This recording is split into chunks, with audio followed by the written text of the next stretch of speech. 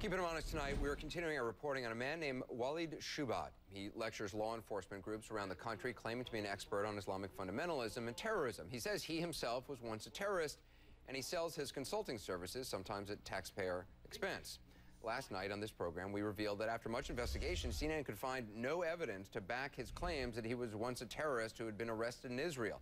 And he's not the only so-called expert whose background may not be as advertised. Recent reporting finds that a number of so-called experts teaching and in some cases preaching about terrorism may not really know what they're talking about. The Department of Homeland Security has handed out at least $40 million in training grants over the past 5 years, and at least some of that money is spent on speakers like Walid Shoebat. Recently, Senator Susan Collins and Joe Lieberman asked the Department of Homeland Security and the Justice Department to account for how federal training dollars are spent for what they called inflammatory rhetoric. Tonight, we look at how Walid Shoebat makes his money and what he does with it. Drew Griffin has part 2 of his investigation. It's clear Walid Shoebat does not like tough questions. It's a stupid question. He became even more defensive when we began asking about his foundations, his tax-exempt status, and all the money he is making. He has turned what some might call hate speech into a career, trading on his past to advise law enforcement officials and religious groups about the threat of Islamic radicals. He says he was a Palestinian terrorist jailed by the Israelis, but it's a life story based on very little evidence. But it sure pays well. Tax records filed by his business partner reveal his speaking engagements earned more than $560,000 in 2009. So why the skepticism? If somebody collects $500,000, you think it goes to my pocket? It's absolutely untrue. Like his answers, his tax return is vague on specifics, and his various businesses and foundations, well, that's vague too. How much do you get paid for these speaking engagements? Not that much. If you look at my salary, I make like probably what a gas station makes or a garage makes. I mean, everybody thinks I'm just raking in the dough, which is absolutely incorrect. Yeah. The Walid Shoebat Foundation, is that a charity? Walid Shoebat Foundation is part of the FFMU. And what does the FFMU do? Basically, we're in the information, and we do speaking, and we do also helping Christians that are being persecuted in countries like Pakistan. And we help Christians who are suffering all throughout the Middle East. And how do you do that? None of your business. Isn't it anyone's business who donates to you? Of course, but you see, a lot of the times, if you disclose information who you're helping, you know, it ends up biting them. The business, in fact, Shoebat leaves up to his manager, Keith Davies, who was down the hall selling Shoebat's anti-Islam books. When CNN had specific questions about the business, like perhaps the names of the high-ranking generals and experts he said are on his board of advisors, well, Shoebat said get the names from Davies. Walid said that you would be able to tell us about your advisory board. You guys said you have generals and other high-ranking officials. Correct, yeah. Can you tell us who they are? Off the top of my head, yes. Let me see. I'm trying to think. The name's gone blank. They'll come back to me in a second. Major General I can't remember the name. Four-star, there's a 3-star general of the Air Force, Irish name, Thomas. I usually know these off by heart and straight up. Davies did come up with one name, a pilot, but no contact details despite repeated requests from CNN. We made calls to the individual anyway, but he never called us back. The group's public tax forms lists only Davies and a real estate developer as board members, both with the same address. Shoebat and Davies run several foundations and 3 websites that are all linked. A confusing model, considering the group's tax returns for the past 4 years contained very little information. In fact, while Shoebat has a foundation bearing his name, no tax forms could be found on public sites. Davies said they are merged together. The other question Walid said I should ask you is about the money. We won't. You don't ask anybody else here about the money.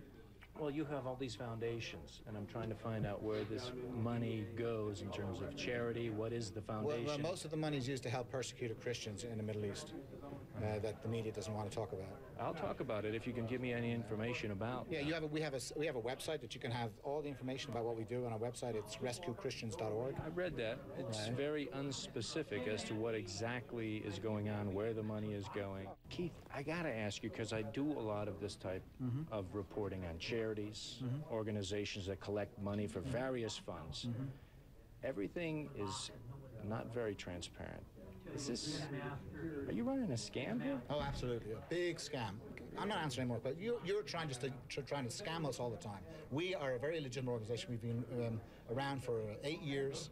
Well, 6 or 7 years. Forum for Middle Eastern Islamic files with the IRS, and you can have a look at the forms. I can even send you a copy of the tax returns if you want. He never did, but we found some on other websites. The money is coming from universities and churches and from your tax dollars. Some of his appearances are paid out of Homeland Security grants. The DHS in South Dakota told us Shoebat was paid $5,000 plus expenses to speak at this event, and he was given security. But Shoebat told us, No, there's no expenses they paid. The hotel I pay myself. The hotel I paid today myself. the bigger question may be why Walid Shoebat is in South Dakota teaching a bunch of cops about Islamic terrorists, a state that has so few Muslims. The local newspaper here in Rapid City says only a couple of dozen live here year-round. Jim Carpenter is South Dakota's Homeland Security Director. What was the point of bringing him here? I think he brings a point of view that certainly is not necessarily mainstream. It's not a South Dakota-based point of view. He brings in commentary about living and being raised as a Muslim and then converting over to Christianity. So why would someone's religious conversion be important to a Homeland Security conference in Rapid City, South Dakota? You know, I really couldn't figure that out, and based on further questions, I really didn't get a good answer from Jim Carpenter with the South Dakota Department of Homeland Security. The Federal Department of Homeland Security, Anderson, we went to, trying to find out if they do any vetting of speakers, if they had any idea about Shoebat, if anyone in the federal government did what we have done, try to check out all his claims. Well, what we got from Homeland Security was a statement that said if states use DHS grants for speakers, it's up to the states to vet them. We also got this: if training programs do not meet these standards, DHS standards, corrective action will be taken. We have not and will not tolerate training programs, says the DHS, or any DHS-supported program that rely on racial or ethnic profiling. Anderson, based on the 3 sessions we sat in on with Walid Shoebat and our interview with him, we can tell you he does advocate profiling and flatly being suspicious of anybody who's a Muslim. And his reaction to you kind of turned ugly. Yeah, it sure did. Not just him, too. South Dakota's Homeland Security people, they actually tried to keep us out of the conference.